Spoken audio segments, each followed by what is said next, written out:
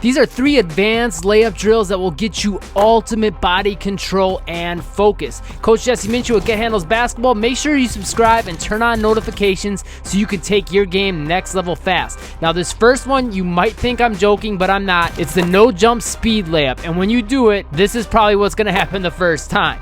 Now the goal on it is to not jump at all and run as fast as possible. So you want to be going full speed as you go for the layup and try not to jump whatsoever. Now I've actually seen this help a lot of players score a lot more points in game situations, and I'm going to tell you why in a second. But first, let's go over the details. You want to make sure you keep your steps low to the ground. So as you watch here in slow-mo, I'm actually jumping a little there. So that wasn't really a perfect repetition. Now you'll probably find it nearly impossible to really get this perfected, because as you lift that arm up, that same side foot is going to have a tendency to jump up with that arm. But do the best you can to get full speed going as you're shooting the shot and just kind of throwing the ball up there. Obviously you want to try to make it as well.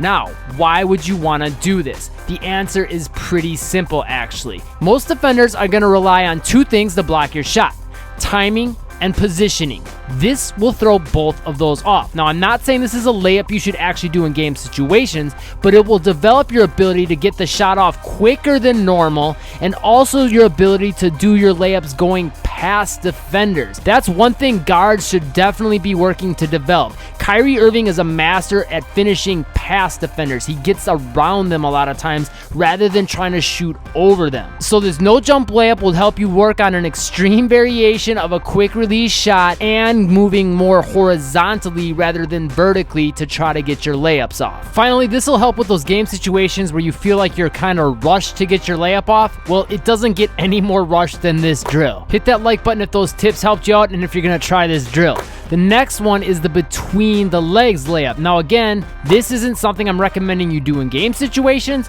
but its ability to develop your body control and your hand speed in air and your ability to finish shots while coming on the way down, as you'll see here, I'm just about landed when I get the ball out of my hand, is huge, again, for throwing your defender's timing and positioning off. To get it down, basically whichever hand you're going to finish with, you want to start with your dribble with the other hand and your 2 steps, but it would be goofy footed. So the opposite foot of the hand that starts with the basketball would be lifted.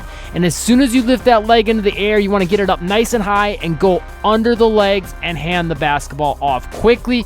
This will develop your ball control while in the air, something that gets often overlooked. And obviously it's going to be hard to get the shot off before you land, so it's also going to develop your hang time and your ability to get your shots off just before landing to throw your defender's timing off. These are all must-have skills to be able to finish on elite defenders, and this drill will help you develop something even more extreme than when you will actually need in game situations, so what you will need in game situations will seem like a piece of cake. But leave me a comment, who do you think has better body control on layups, James Harden or Kyrie Irving? And the third drill is going to be the 2-footed 360. Now this is one you could actually use in game situations, but again, most coaches probably wouldn't want you doing it too often. The reason we'd want to do it as a drill is, again, to work on your ability to finish after having some hang time in the air and finish on the way down, but also your ability to get extra control over your body in the air. So whichever hand you're going to end up finishing with, you're going to dribble with the opposite hand.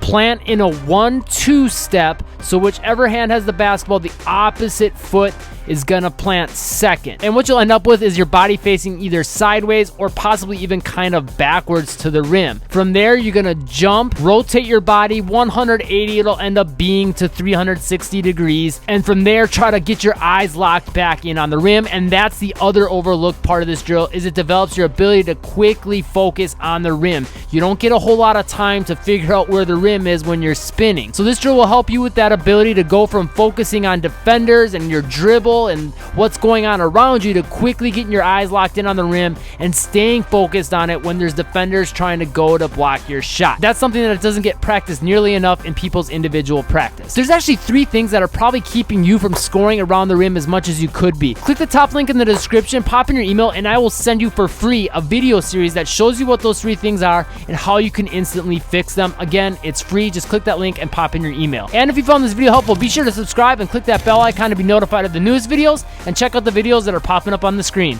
I'll see you in the next one.